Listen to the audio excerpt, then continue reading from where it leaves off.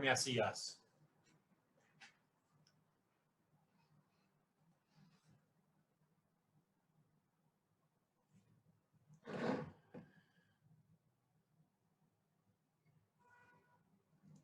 Imagínate una situación en la que un partido político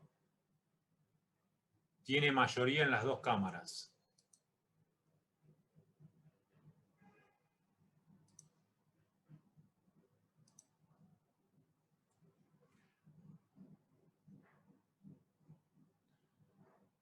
¿No? Tenemos una situación en la que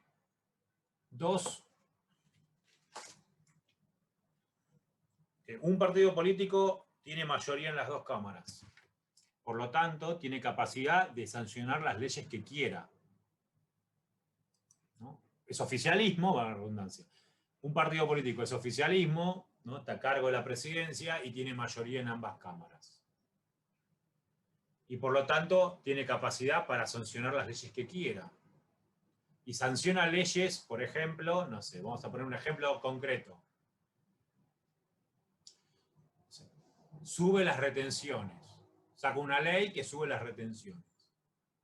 Como tiene mayoría en las dos cámaras, la ley se aprueba. ¿Eso es un sistema político eficiente? ¿Qué quiere decir que es un sistema político eficiente? O sea, esa ley maximiza el bienestar. Hay una trampa en el esquema que nosotros estamos analizando para definir lo que es un intercambio eficiente. ¿No? ¿Cuál es la trampa? La trampa es que nosotros suponemos que los que forman, que todas las partes involucradas en cuanto al efecto que tiene una medida de política económica, forman parte de la negociación. Entonces, claro, ¿no? En el esquema básico de Coase, hay una persona que genera una externalidad, hay una persona que sufre una externalidad. Esas dos partes, que son los involucrados, negocian. Negocian y si se cumplen las tres condiciones, llegan a una situación óptima, eficiente. Ahora, si la negociación no involucra a todos los involucrados, ¿cómo podemos calificar esa decisión como eficiente? ¿Cómo nos garantizamos que esa decisión maximiza el bienestar? ¿No?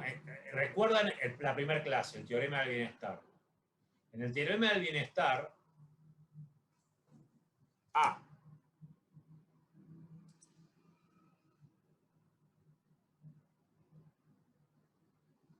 Lucas, justo vos que me hiciste la pregunta fuiste el último en subirte, así que vamos de nuevo. ¿Me escuchás, Lucas? Ah, sí, perdón, justo se me cortó el wifi. No importa. ¿Me escuchás? Sí. ¿No? Yo lo que decía... No escuché, si dijiste algo recién me uno por eso. Perfecto. Imagínate una situación donde tenemos un congreso donde el partido de gobierno tiene mayoría en las dos cámaras. Por ejemplo, en Argentina, ¿no? Gobierna un partido que tiene mayoría en las dos cámaras. Y entonces, como tiene mayoría en las dos cámaras, aprueba subir las retenciones. ¿Nosotros podemos decir que esa decisión es un diseño de política eficiente? Hay una trampa en este ejemplo. ¿Cuál es la trampa? La trampa es que hay gente que va a sufrir los efectos de ese diseño de política, los productores agropecuarios, que son los que van a terminar pagando las retenciones, que no necesariamente participaron del proceso de decisión de la política. ¿No? Si, ¿no? Imagínate en el esquema actual de Argentina, de la política argentina, la mayoría de los productores agropecuarios no están representados por el kirchnerismo o por el gobierno del presidente Alberto Fernández. Si Alberto Fernández tuviera mayoría en dos cámaras y aprobara subir las retenciones, ¿nosotros vamos a decir que eso es un diseño de política eficiente? No, ¿Puedo hacer hay una una consulta, trampa. Ricardo? Sí, espera un segundo. Ok. En el primer teorema, cuando nosotros estudiamos el primer teorema de bienestar, nosotros dijimos que en el mercado las partes que negocian llegan a intercambios eficientes. ¿Por qué? Porque cada una de las partes persigue su propio interés, pero las partes son las involucradas en el intercambio. Y entonces después, cuando estudiamos el teorema de Coase, nosotros decimos, hay un señor que genera una externalidad, otro señor que sufre la externalidad, esos dos señores se ponen de acuerdo, negocian, y si se cumplen las condiciones del teorema de Coase, ese intercambio es eficiente. Ahora, en un esquema político donde no todos los intereses que están involucrados en una medida de política están representados, ¿por qué vamos a decir que ese resultado es eficiente? ¿Eficiente en el sentido de qué? Digo, en términos concretos, ¿cómo sabemos que subir las retenciones maximiza el bienestar? ¿Qué vale más? ¿La utilidad de los que van a pagar las retenciones o la utilidad de los que van a recibir el gasto público que se va a financiar con esas retenciones? No lo sabemos. ¿No? De hecho, ya no me acuerdo, Lucas, si vos llegaste a escucharlo. ¡Ay, se cayó Lucas de nuevo! Hola, Lucas. ¿Escuchaste algo o no escuchaste nada? Se le cayó el wifi, profe. Dijo. Acá estoy del celular, profe, perdón. No, No, no importa. Decime hasta dónde escuchaste. Si escuchaste algo o no escuchaste nada. Lo de, ¿qué has dicho? Lo de la mayoría de si es una decisión, o sea, si es una política eficiente, lo de las retenciones del campo. Claro, o sea, porque tu pregunta era si anulada, o sea, tu pregunta era si hay mecanismo de enforcement, ¿el sistema político se torna eficiente? ¿No? Esa era tu pregunta. Y yo te decía, sí. hay que definir con mayor precisión lo que quiere decir eficiente. ¿No? Porque en un esquema donde las leyes se aprueban por mayoría simple, si de casualidad un gobierno tiene mayoría en ambas cámaras, está claro que hay una minoría bastante importante, ponele que sea, no sé, el 30%. O sea, no, en ese caso siempre va a poder cumplir siempre los acuerdos o no hay un enforcement, entonces sería bajo el costo de transacción, pero no quiere decir que sea eficiente entonces. No. El problema no es que no quiere decir que sea eficiente. El problema es que nosotros vamos a definir eficiente en función no de la maximización del bienestar. Digo, vamos por partes. Yo en algún momento se los dije. En finanzas públicas, eficiente quiere decir maximización del bienestar. Y en competencia perfecta, los intercambios son eficientes.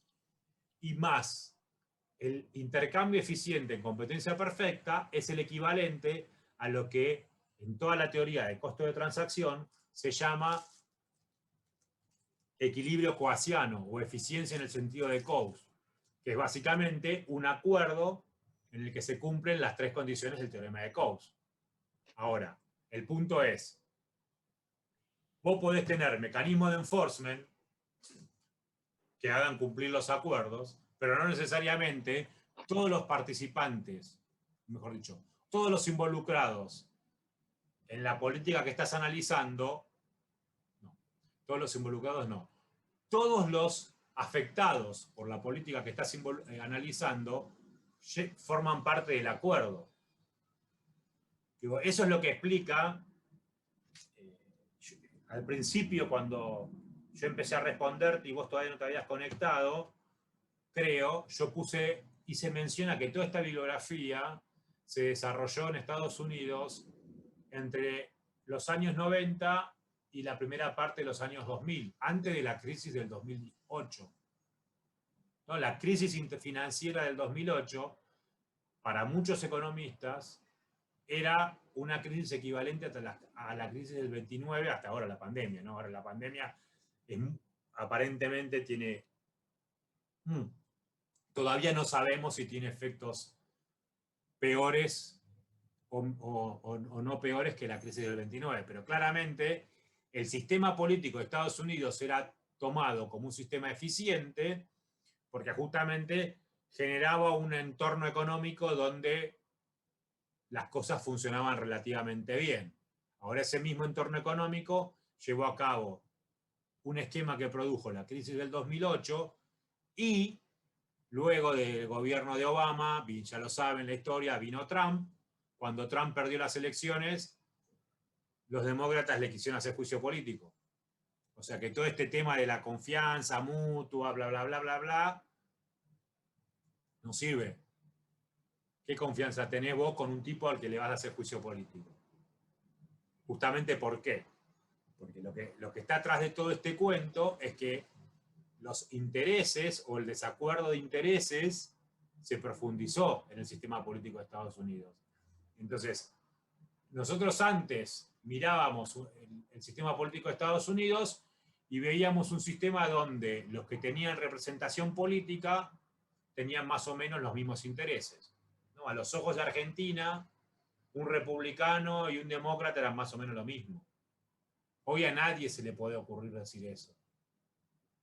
Pero de nuevo, en términos generales, un intercambio, cuando nosotros decimos que si hay mecanismo de enforcement, los intercambios son eficientes, solo eso es válido si los involucrados, los afectados en el intercambio son también los involucrados en el intercambio. Si yo y vos decidimos qué va a pasar, quién del resto de los compañeros va a aprobar, y nos ponemos de acuerdo nosotros dos, eso no quiere decir que sea un intercambio eficiente. ¿No? Nosotros dos nos ponemos de acuerdo y vos aprobás y todo lo demás bochan. Nosotros dos nos pusimos de acuerdo, estamos los dos felices, nos vamos a tomar una cerveza juntos, pero todos los demás no van a estar felices, justamente porque no participaron del acuerdo. Entonces, cuando nosotros decimos lo que dice North, estamos suponiendo que todos los intereses en pugna forman parte de los acuerdos. Perfecto, sí, perfecto. Buenísimo. Gracias. Bien, entonces, a diferencia del sistema político norteamericano, o lo que era el sistema político norteamericano antes,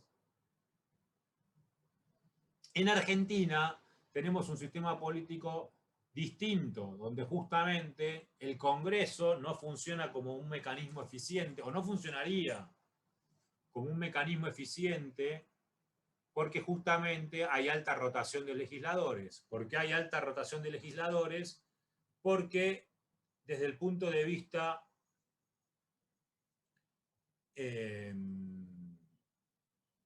político, en Argentina es mucho más importante ser gobernador que ser senador. De hecho, los presidentes de los partidos políticos a nivel provincial son los gobernadores, porque son los que tienen más poder. En muchas provincias tenemos reelección ilimitada. Entonces el tipo que llega a gobernador sigue siendo gobernador hasta que alguien le diga, hasta que pierda una elección. Sin embargo, en contra de lo que nosotros leemos en esta literatura, cuando nosotros estudiamos el funcionamiento del sistema político argentino, tenemos que descubrir que existe un ámbito de intercambio distinto al Congreso.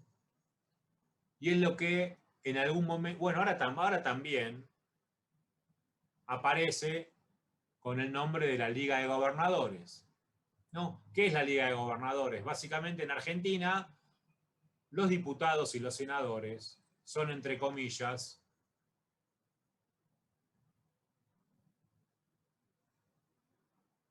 vamos a poner una palabra lo más suave posible que no se me ocurre, representan al gobernador. Entonces, ¿cómo funciona la lógica del sistema político argentino? Cuando el presidente quiere aprobar una ley, no solo se negocia en el Congreso entre diputados y senadores, sino que a su vez, paralelamente, el presidente negocia con los gobernadores. Entonces, el presidente llega a un acuerdo con los gobernadores y los gobernadores le dicen, cada gobernador le dice a sus representantes en el Congreso que vote de tal forma porque el gobernador ya llegó a un acuerdo con el presidente. ¿Qué quiero decir con esto? Que en la práctica, este mecanismo de enforcement, bla, bla, bla, en base a la confianza mutua, bla, bla, bla, en base a que los que negocian tienen permanencia en el cargo, bla, bla, bla, funcionaría en forma alternativa, no adentro del Congreso, sino a nivel de los gobernadores. O sea, lo que quiero decir con esto es que, de nuevo, en realidad todo esto que estoy diciendo ahora me vino genial, para todo esto que estoy diciendo ahora me vino genial la pregunta de Lucas, porque lo que estoy diciendo es, ok, en Argentina hay un mecanismo de enforcement alternativo, que es el acuerdo a nivel de gobernadores, y sin embargo no podríamos decir que los resultados de las políticas son eficientes. Porque obviamente, en principio, agreguemos a todo lo que ya dijimos respecto de quiénes están representados, ¿no? Imagínense, digo, vamos a dar un dato concreto de la realidad. Por lo menos si mi memoria no me falla, desde el 2001, seguro, el peronismo tiene mayoría en el Senado. ¿No? O sea que en el Senado hay un grupo político que tiene mayoría y las decisiones en el Senado representan los intereses de ese grupo político que del resto, porque no hay acuerdos. O sea, ¿qué voy a negociar? ¿Qué negociación puede haber en el Senado si el peronismo tiene mayoría? ¿No? Cuando el peronismo está unido, cuando se unen los distintos bloques peronistas, entre comillas, como pasa ahora, todo lo que quiere el gobierno peronista se aprueba. Cuando el gobierno no es peronista, ¿qué hace el gobierno? ¿Qué hacía el gobierno del presidente Macri? Llegaba a algunos acuerdos con algunos gobernadores para que los senadores a los que representaba a esos gobernadores apoyaran sus leyes. En cualquier caso, lo que quiero decir es que en la vida real los distintos sistemas políticos generan mecanismos que minimicen los costos de transacción. Pero que existan mecanismos que minimicen los costos de transacción y que los acuerdos se cumplan, no significa que esté solucionado el problema del bienestar de la sociedad, ¿no? Si no, Estados Unidos no tendría los problemas que tiene y nosotros no tendríamos los problemas que tenemos hoy.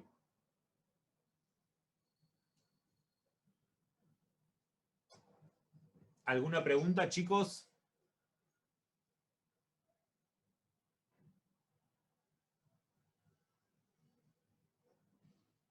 No, me parece que no.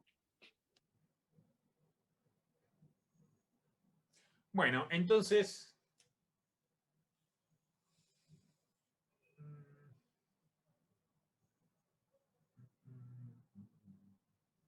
vamos a aprovechar estos 15 minutos que tenemos para avanzar con... Si ustedes se fijan, miran el cronograma, estamos atrasados, pero en realidad, como el examen va a ser el 10 de mayo, el problema lo vamos a tener cuando tengamos que ver la segunda parte de la materia. Vamos a avanzar entonces con el tema que sigue.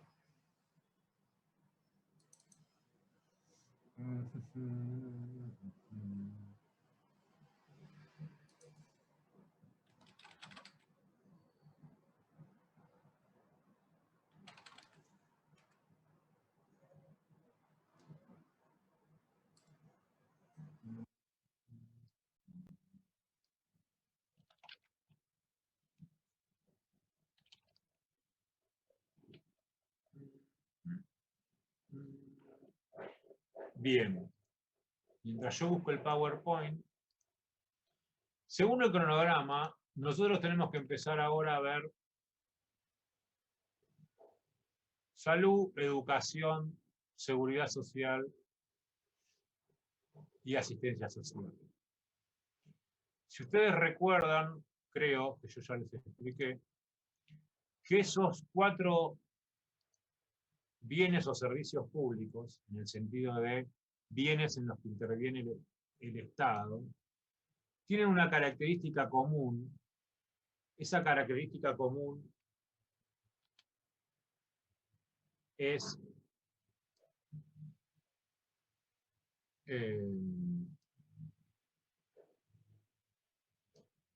esa característica común es que son bienes preferentes.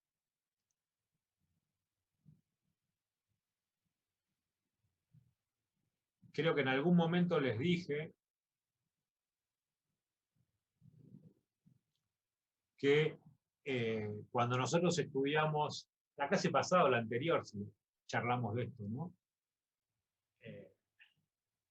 Hasta el crecimiento, o mejor dicho, el desarrollo de lo que hoy conocemos como la teoría del bienestar y el estado del bienestar, cuando nosotros estudiábamos gasto público, cuando los economistas estudiaban gasto público, los economistas veían que la gran mayoría del presupuesto podía explicarse en términos de bienes públicos, ¿no? El servicio de seguridad, el servicio de defensa, el servicio de relaciones exteriores, no, básicamente lo que cuando ustedes estudian, no sé si van a estudiar sistemas económicos comparados, o quizás en Estado y sociedad, en sociedad y Estado en el ciclo básico, o en algún lugar les deben haber comentado que eso era una forma en la que se definía el concepto de Estado mínimo o Estado gendarme, ¿no? Para diferenciar del Estado del bienestar, hablamos de Estado gendarme o de Estado mínimo a un Estado que solo se dedica a proveer bienes públicos, ¿no? Para diferenciar los bienes públicos de los bienes preferentes, como la salud, la educación, la seguridad social. Si nosotros miramos, ahora les voy a compartir la pantalla,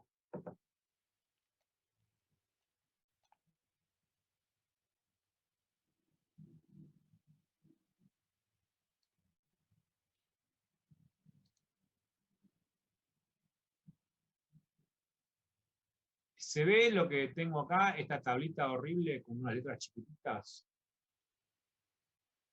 Esto es una metodología que aplica el Ministerio de Economía que se conoce como gasto público consolidado por finalidad y función, donde lo que se hace es, se toma el presupuesto del gobierno nacional, el presupuesto de todas las provincias y el presupuesto de los municipios, y se analiza el gasto según el objetivo que tiene. Eso es la clasificación presupuestaria por finalidad y función, ¿no? Y entonces podemos distribuir el gasto según el tipo de impacto que tiene en las distintas funciones que tiene el Estado, ¿no? Básicamente tenemos el funcionamiento del Estado, que justamente tiene esos 3 rubros que mencionábamos hace un rato: justicia, seguridad y defensa. Lo que llamamos gasto público social, que básicamente está compuesto por lo que podríamos llamar bienes públicos, perdón, bienes preferentes. Los subsidios, que también son bienes públicos preferentes, que tienen que ver con los que llamamos gasto público en servicios económicos, y la deuda. Si nosotros miramos en este gráfico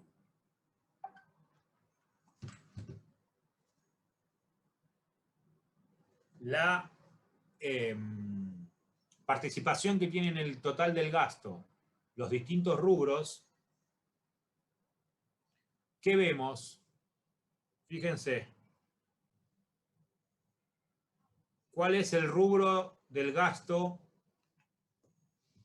que más participación tiene en el gasto público? El naranja. El naranja es el gasto público social.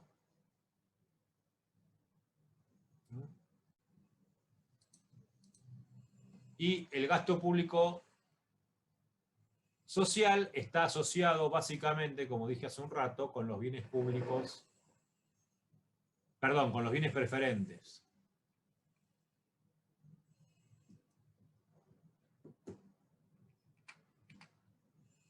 Como dije hace un rato, acá lo tenemos pasado en limpio. Podemos asociar el gasto por finalidad y función con los distintos tipos de componentes del gasto público. Y ahora lo que nosotros tenemos que hacer es avanzar en los 4 rubros del gasto que mayor participación tienen en el gasto público, que justamente son estos 4 rubros que están asociados con bienes preferentes, o sea, bienes privados, bienes rivales, que generan externalidades positivas.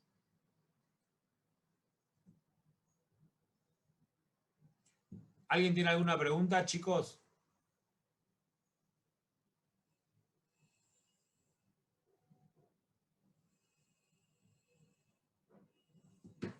¿No? Bueno.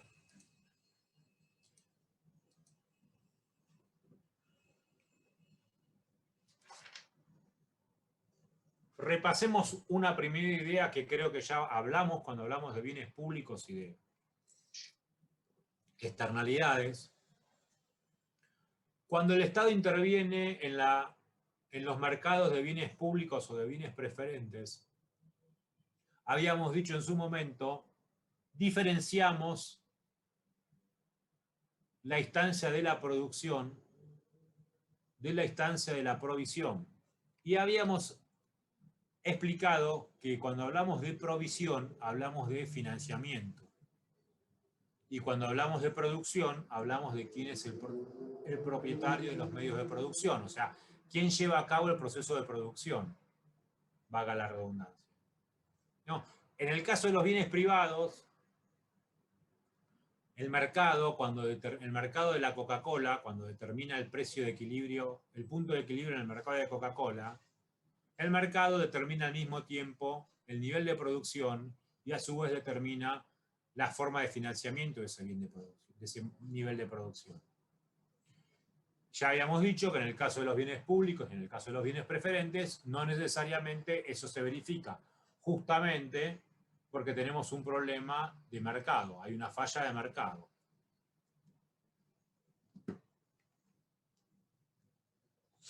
Cuando nosotros estudiamos los problemas de provisión, vamos un tema que tenemos que analizar es las distintas alternativas que tenemos en cuanto a el Estado asumiendo la producción, la producción del bien, o sea, producción pública, o las otras 2 alternativas que tenemos, que es la producción privada y que el mecanismo de provisión o de financiamiento sea subsidios a la oferta, el Estado subsidia a los productores, o subsidios a la demanda, el Estado subsidia a los consumidores. Lo que tendríamos que empezar a ver son los argumentos a favor de los subsidios a la oferta y los argumentos a favor de los subsidios a la demanda, pero si nadie tiene ninguna otra pregunta, voy a dejar acá.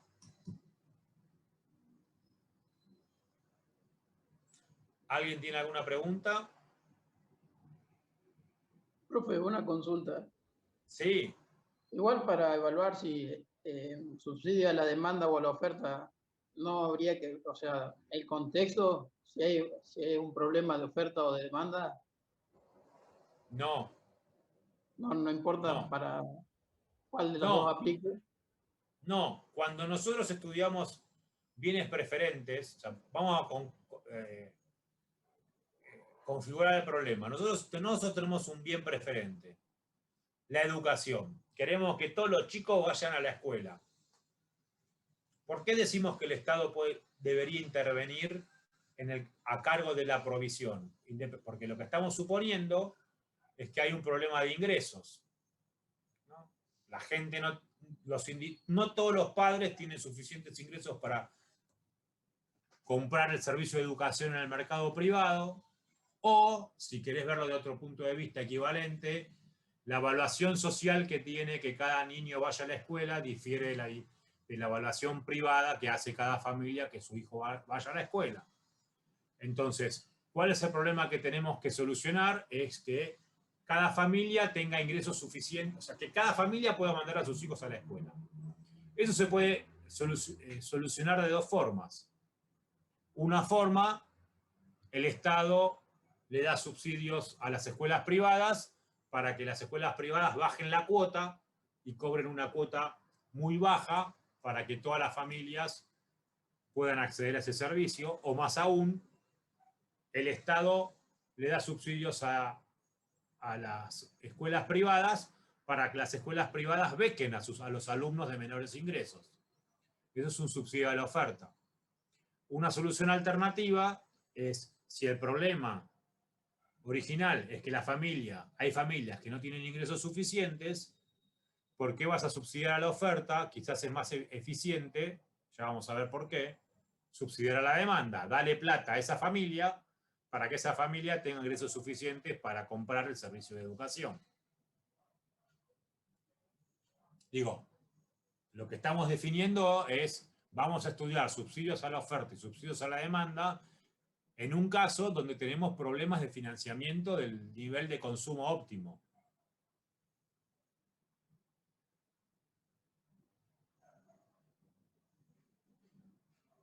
¿Se entiende, Laureano? Sí, ahora sí. Creo que Fantástico. igual yo me había ido de tema, me había olvidado de... No. Digo, por ejemplo, lo que pasa que ya vamos ahora, o sea, ahora no me va a alcanzar el tiempo en 4 minutos, ¿no? 3. Pero en realidad lo que vos dijiste es un tema muy importante también. O sea, yo qué sé. Caso típico.